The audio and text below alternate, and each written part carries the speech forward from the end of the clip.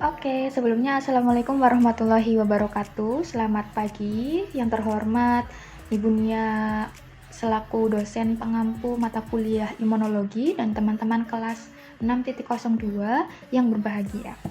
Perkenankanlah kami di sini dari kelompok 3 dengan anggota Nadia Dwi Cahyawati, Alfi Anjani, Hesti Julia Permatasari, dan juga Sofia Salsabila. Kami akan mempresentasikan materi imunologi pada minggu ini dengan judul Sistem Imun Spesifik. Oke, untuk table of content-nya, nanti kita akan bersama-sama belajar mengenai pengertian sistem imun spesifik dan juga karakteristiknya, kemudian komponen respon imun spesifik, dan juga anatomi dan fungsi organ limfoid. Langsung saja kita ke pengertian sistem imun spesifik. Oke, nah seperti yang kita ketahui sebelumnya, bahwasanya pertahanan imun kan terdiri atas sistem imun alamiah atau non-spesifik dan juga sistem imun spesifik atau adaptif imun ya teman-teman.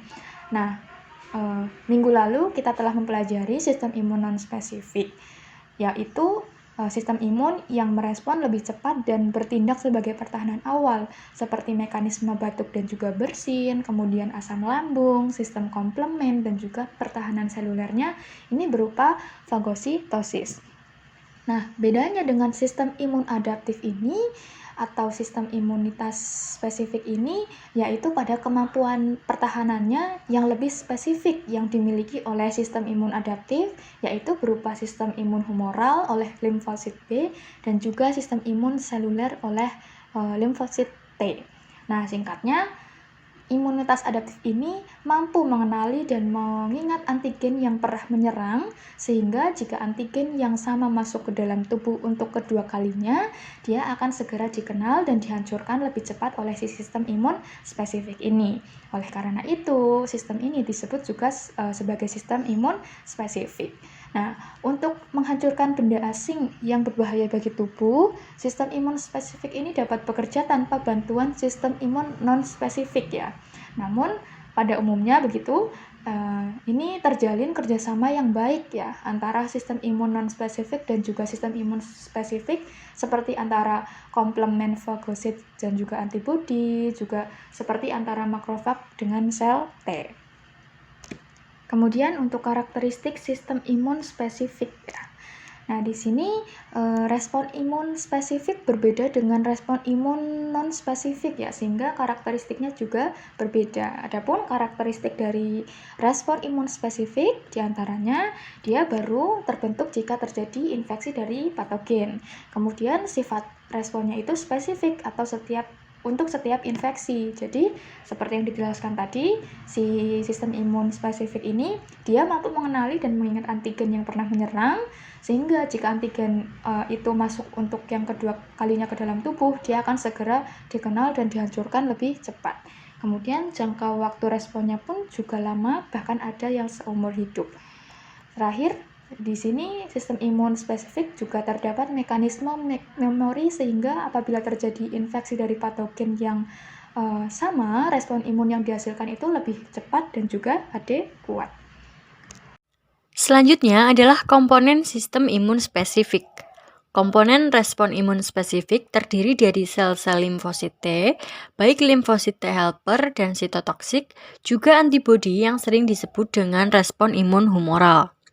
Yang pertama, limfosit T.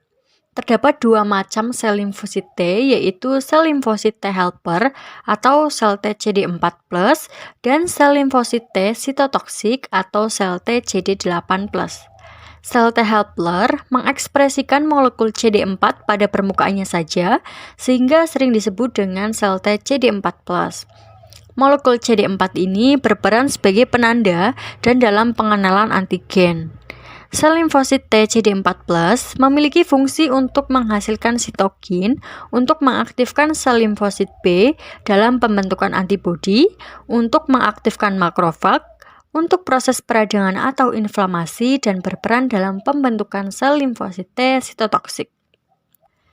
Sel-sel limfosit T ini merupakan sel-sel yang berasal dari sumsum tulang, kemudian akan mengalami maturasi di timus. Mengapa harus mengalami maturasi? Karena untuk memberikan kemampuan pada sel limfosit T agar bisa membedakan sel terinfeksi dengan sel yang normal. Yang kedua adalah limfosit B atau antibodi. Pada respon imun humoral, terdapat produksi antibodi yang dihasilkan oleh sel limfosit B atau sel plasma. Antibodi terdiri dari 5 kelas, yaitu ada hemoglobin A, G, M, D, dan E. Respon humoral yang dimediasi oleh antibodi yang disekresikan oleh sel plasma. Kemudian antibodi mengeliminasi patogen dengan beberapa cara, yaitu netralisasi, opsonisasi, dan bekerjasama dengan protein komplement. Seperti pada gambar, pada netralisasi, antibodi akan mencegah antigen berikatan dengan reseptor pada sel target, sedangkan pada opsonisasi, antibodi akan membantu proses fagositosis patogen.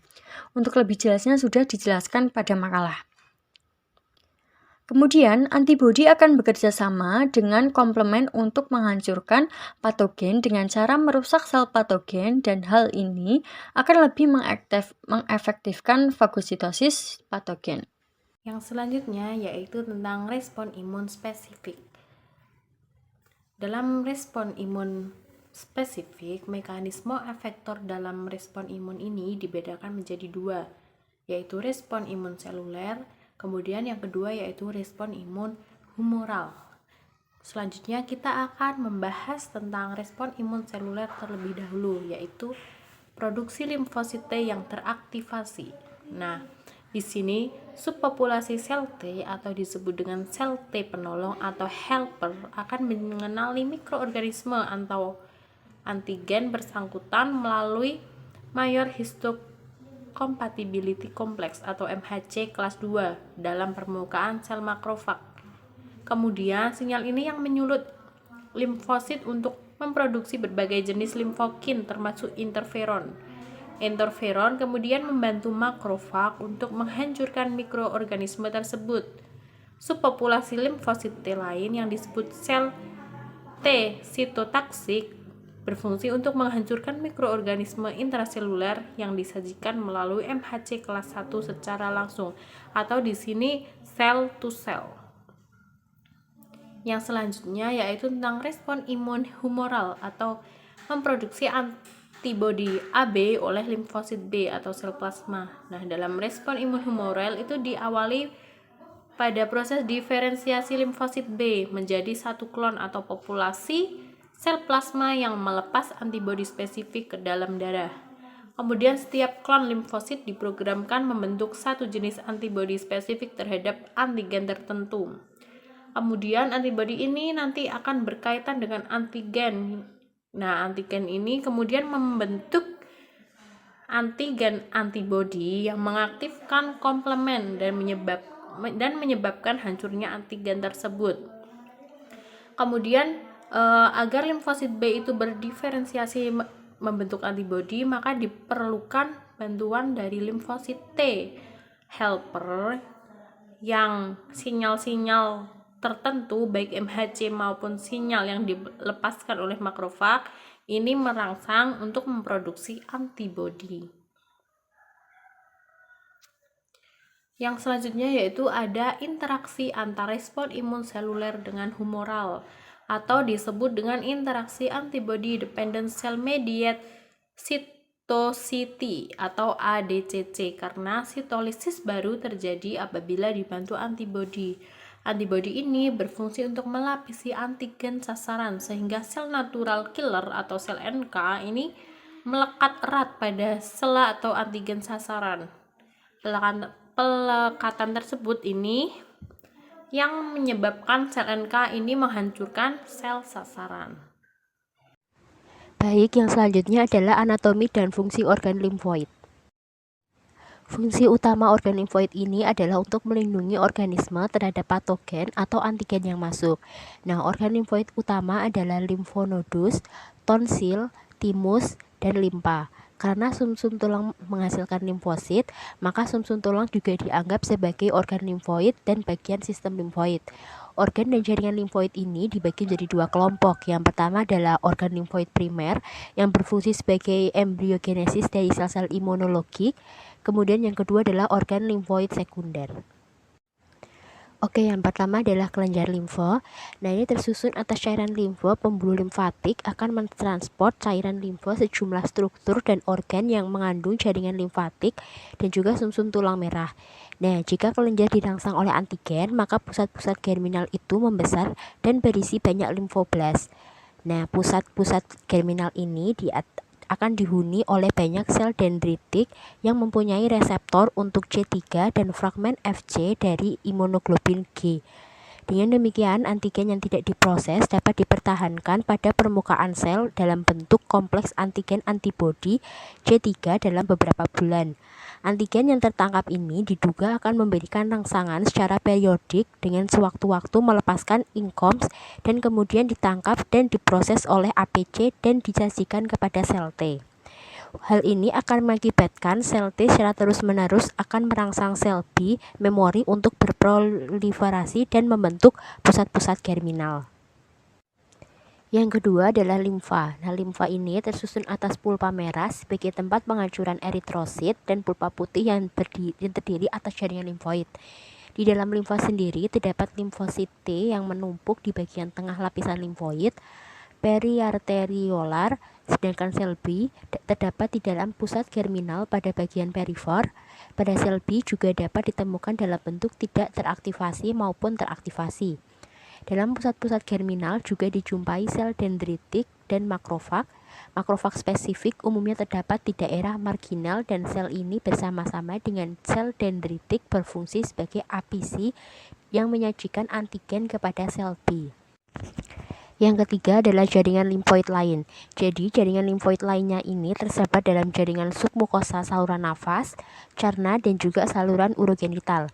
Dalam jaringan limfoid ini terdapat bagian yang dipengaruhi oleh timus, mucosa associated lymphoid tissue atau MALT yang terdapat pada saluran nafas, cerna, dan juga urogenital ini berfungsi untuk memberikan respon imunologik lokal pada permukaan mukosa. Kemudian jaringan limfoid ini selain berisi limfosit juga berisi fagosit sehingga mampu memberikan respon imun non-spesifik maupun respon imun spesifik.